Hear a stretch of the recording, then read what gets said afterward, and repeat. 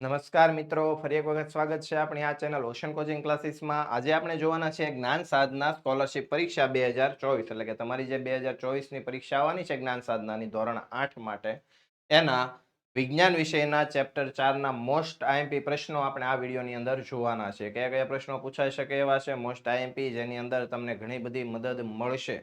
Video અંત સુધી જોતા રહેજો. આજે આપણે જોઈશું વિજ્ઞાન વિષયનું ચોથું ચેપ્ટર. પહેલું, બીજું અને ત્રીજું ચેપ્ટર વિડીયો મુકાઈ ગયા છે. ન જોયો હોય તો અત્યારે જોઈ લો, શીખી લો, જાણી લો, અને ત્યારબાદ આવી જાઓ ચેપ્ટર નંબર 4માં. દરેક વિષયના દરેક પાઠના સંપૂર્ણ સોલ્યુશન આપણે મૂકવાના છે. તો તમારે અંત સુધી આપણી ચેનલ સુધી જોડાયેલું રહેવાનું છે, જેથી કરીને આ જ્ઞાન સાધના પરીક્ષાની સારામાં સારી તૈયારી થાય, સારા મેરિટ સાથે તમે એની અંદર પાસ થાવ અને તમને સરકાર દ્વારા 90,000 રૂપિયાની સ્કોલરશિપ મળે, જે તમને આર્થિક રીતે ભણવામાં ઘણી મદદરૂપ થશે. ચાલો તો આજે શરૂ કરીએ, વધારે સમય ન બગાડીએ. વિષય વિજ્ઞાન, ચેપ્ટર 4, દહન. પહેલું છે, સૂર્યમાં કઈ પ્રક્રિયાને લીધે પ્રકાશ અને ઉષ્મા ઉર્જા ઉત્પન્ન થાય છે? સૂર્યમાં એવી કઈ પ્રક્રિયા થાય છે જેની કારણે એમાંથી આપણને ઉષ્મા અને બીજું શું મળે છે? પ્રકાશ. આ બંને વસ્તુ મળે છે. 4 ઓપ્શન છે: વિકિરણ, ન્યુક્લિયર સંલયન, રેડિયેશન અને અલ્ટ્રાવાયોલેટ કિરણો. તો આમાંથી આપણો જવાબ આવશે ઓપ્શન ડી, એટલે કે ન્યુક્લિયર સંલયન થાય છે, જેના કારણે થઈને સૂર્યમાંથી ઉષ્મા અને પ્રકાશ ઉત્પન્ન થતો હોય છે. ત્યારબાદ બીજો સવાલ છે, દિવાસળીની સળી પર ઘસાતો ફોસ્ફરસ કયા પ્રકારનો હોય છે? હવે દિવાસળીની આપણે સળી ઘસીએ, એ ફોસ્ફરસ કયો હોય છે? કાળો હોય, લાલ હોય, પીળો હોય કે આપેલ તમામ હોય? તો આના વિશે તમને માહિતી હશે જ. ચેપ્ટર ચલાવ્યું ત્યારે તમને માહિતી આપી જોઈએ કે આની અંદરનો જે ફોસ્ફરસ હોય છે એ કેવા રંગનો હોય છે? લાલ રંગનો. ચાલો, ત્યારબાદ જોઈએ નીચે પૈકી અદહનશીલ પદાર્થ કયો છે? અદહનશીલ, જે સળગતો નથી. તો જે સળગી ન શકે એવો અદહનશીલ કયો છે? સલ્ફર છે, કુચકી છે, ફોસ્ફરસ છે કે એસ્બેસ્ટોસ છે? તો કયો આવશે? એસ્બેસ્ટોસ, જે દહનશીલ પદાર્થ નથી, એટલે કે અદહનશીલ છે. ચાલો, નીચેના પૈકી કોના દહનમાં જ્યોત ઉત્પન્ન થતી નથી? એટલે કે જ્યોત સાથે સળગતું નથી. સળગાવતા જ્યોત સાથે ન સળગે. કપૂર, સીએનજી, કેરોસીન કે કોક? તો આમાં જવાબ આવશે આપણો ઓપ્શન ડી, એટલે કે કોક, જે દહન સાથે, જ્યોત સાથે સળગતો નથી. ત્યારબાદ મિત્રો, જ્ઞાન સાધના સ્કોલરશિપ પરીક્ષાની આપણે એક બુક બહાર પાડેલી છે. આ બુક તમે કેવી રીતે મેળવી શકશો? તો બુકની પહેલા કિંમત જોઈએ, 380 છે. આપણી પાસેથી ખરીદી કરશો એટલે 100 રૂપિયા તેની અંદર ડિસ્કાઉન્ટ મૂકેલું છે, એટલે કે આ બુક તમને મળશે 280 રૂપિયાની.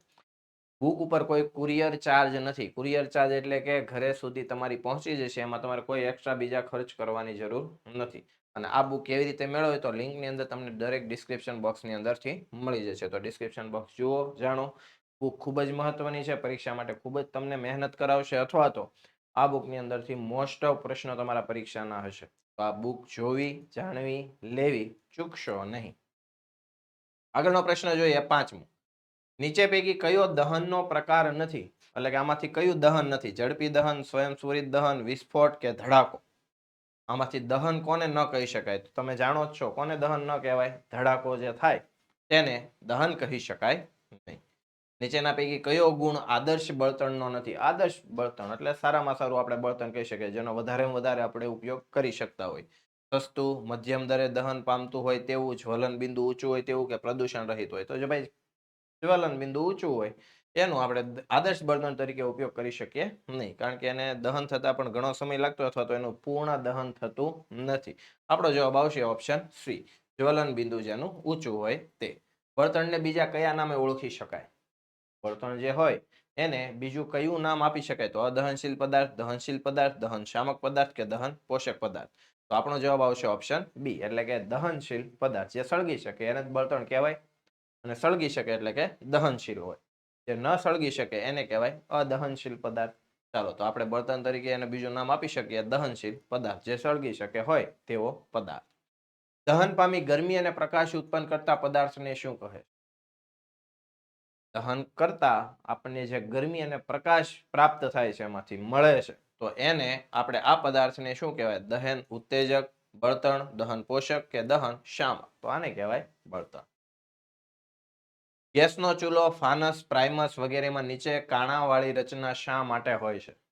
ચાલો, કાણાવાળી રચના શા માટે હોય? ભાઈ, ગેસના ચૂલામાં તો 4 ઓપ્શન આપ્યા છે: જ્યોતને પૂરતી ગરમી મળી રહે તે માટે, પૂરતું ઈંધણ મળી રહે તે માટે, પૂરતો પ્રકાશ મળી રહે તે માટે, કે જ્યોતને પૂરતી હવા મળી રહે? તો આપણો જવાબ છે ઓપ્શન ડી, કે જે જ્યોત છે એને પૂરતી જો હવા મળી રહે તો સંપૂર્ણ દહન કોઈ પણ પદાર્થનું થઈ શકે. એટલે કે કોઈને પણ જ્યોત, એ તો તમને ખ્યાલ જ છે, કોઈ પણ વસ્તુ સળગાવવા માટે હવા ખૂબ જરૂરી છે. હવા વગર કોઈ પણ વસ્તુ સળગી શકતી નથી. ત્યારબાદ છે વિસ્ફોટ દરમિયાન શું શું ઉત્પન્ન થાય છે? તો ઉષ્મા, ધ્વનિ, પ્રકાશ કે આપેલ તમામ ત્રણેય વસ્તુ. વિસ્ફોટ થાય છે એમાં ઉષ્મા એટલે કે ગરમી પણ ઉત્પન્ન થાય, ધ્વનિ એનો અવાજ પણ હોય, અને પ્રકાશ એનાથી પ્રકાશ પણ ઉત્પન્ન થાય. એટલે કે આપણો જવાબ આવશે ઓપ્શન ડી, આપેલ તમામ. તો વિસ્ફોટ દરમિયાન આ ત્રણેય વસ્તુ ઉત્પન્ન થશે. મિત્રો, આ જે જ્ઞાન સાધના સ્કોલરશિપ પરીક્ષા છે તેના આપણા ચેનલની અંદર લાઈવ અને રેકોર્ડેડ લેક્ચર મળશે. આની ક્વિઝનું પણ આયોજન કરેલું છે. ગયા વર્ષનું પેપર સોલ્યુશન આમાં જોઈ શકશો, મોડલ પેપર સોલ્યુશન અને બુક વિશે મેં તમને માહિતી આપી. ગયા વર્ષનું પેપર સોલ્યુશન ખાસ મહત્વનું છે, જેને આધારે લગભગ આ વર્ષનું પેપર સોલ્યુશન અથવા તો પેપર પૂછાઈ શકશે. બે ભાગ આવવાના છે, મેટ અને સેટ. મેટ વિશે તમે જાણો છો, એના લેક્ચર પણ તમે જોયા હશે, એના વિડીયો પણ જોયા હશે. શ્રેણી સંજ્ઞાઓનું સાંકેતિકરણ, વર્ગવારી, અંગ્રેજી ગુજરાતી શબ્દોનું તાર્કિક, અનુરૂપતા કસોટી, બૌદ્ધિક ગણિત અને વિવિધ આકૃતિઓ એમાં પૂછાય છે. સેટની અંદર તો આપણા ધોરણ 8ના દરેક વિષય, ગણિત, અંગ્રેજી, વિજ્ઞાન, સમાજ, ગુજરાતી અને હિન્દી, આ દરેક વિષયનું તમારે સોલ્યુશન કરવાનું છે. આ દરેક પાઠના તમારા મોસ્ટ આઈએમપી પ્રશ્નો છે એ જ આની અંદર લીધેલા હશે. એટલે કે સારા જે પૂછાઈ શકે એવા પ્રશ્નો છે એની તમારે ખાસ તૈયારી કરવાની છે, અને આની અંદરથી તમારે સારામાં સારા માર્ક્સ કવર કરવાના છે. તો મિત્રો, આ હતું ચેપ્ટર 4. ફરી નવા વિડીયોમાં આપણે ચેપ્ટર 5ની મોસ્ટ આઈએમપી પ્રશ્નોની સમજૂતી સાથે ફરી મળીશું. આપ સૌએ આ વિડીયો જોયો, સાંભળ્યો, સમજ્યા તે બદલ આપનો આભાર. ધન્યવાદ.